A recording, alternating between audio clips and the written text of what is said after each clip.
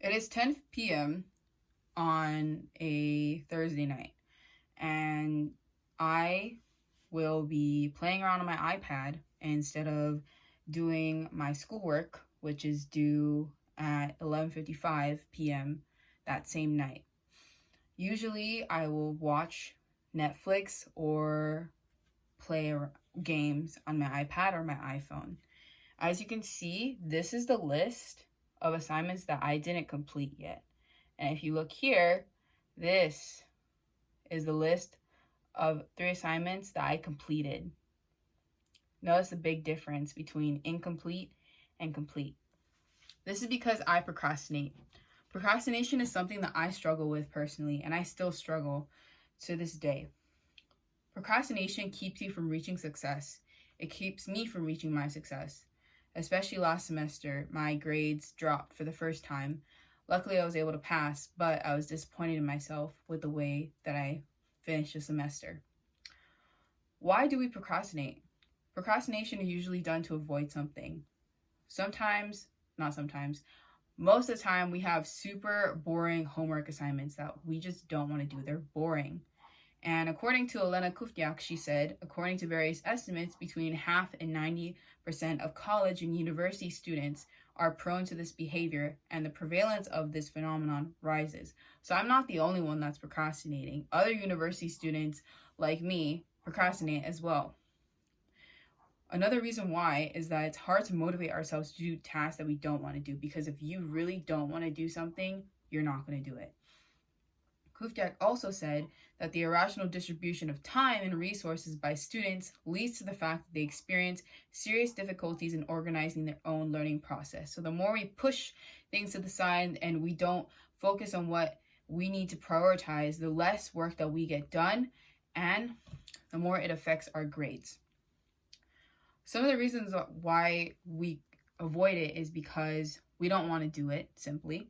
We don't want to fail. Our fear of failure has kept us from avoiding so much of homework assignments that you don't even want to think about it. Or depression. Sometimes the depression is too much to bear, so we just turn away and let everything pile up because we're overwhelmed. Another reason why we procrastinate is because distractions are everywhere. See, the biggest distraction is a cell phone or any electronic device. For example, researcher Terrell said, for a recent report, Anderson and Jung revealed that almost every adolescent, at least 13 to 17 years old, living in the USA had their own smartphone and internet access, 95% of them, while 89% of them used internet either several times or constantly, 45% of them, during a day. That means we are glued to the screen. We love electronics. And with that in mind, it's easier to be distracted than to focus on what we're doing, especially for those who have mental disorders like ADHD and ADD. It's very hard to just sit still and keep focusing on what you need to do, especially when you have lots of stuff that you need to get done for college. Another thing that influences our distractions and our focus is our environment. So some factors are noise level, people, cleanliness, and messiness. So if your space is cluttered, it'll stress you out and you don't want to do anything. Also, the people around you, if there are people just talking, being super loud, sometimes that can keep you from doing what you need to do. Another researcher, said one of the main reasons for procrastination, it also has something to do with our sleep as well. One of the main reasons for insufficient sleep was reported as procrastination of bedtime. Bedtime procrastination was defined as the behavior of deliberately postponing bedtime without any accountable external reason. There is a name for this. It's called revenge bedtime procrastination. This is when we stay up until past our bedtime because maybe we're so busy during the day that we have no time to ourselves. So we usually do this every night.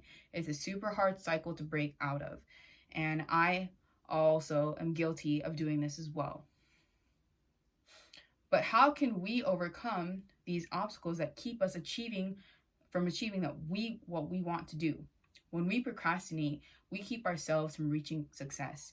We are self-sabotaging our dreams, our goals and hopes for the future. How can we, as individuals, stop this? Because after you procrastinate, you know what follows? Regret. You always regret not starting things earlier. I should have started this earlier. I should have not been on my phone for hours. I should have gotten up early, etc., etc. The thoughts of doing this earlier, for me, I always think about, I should have done this earlier. I always stress myself out thinking about the what ifs, but we can't do that now. We can't think about the what ifs. We have to think about now, okay?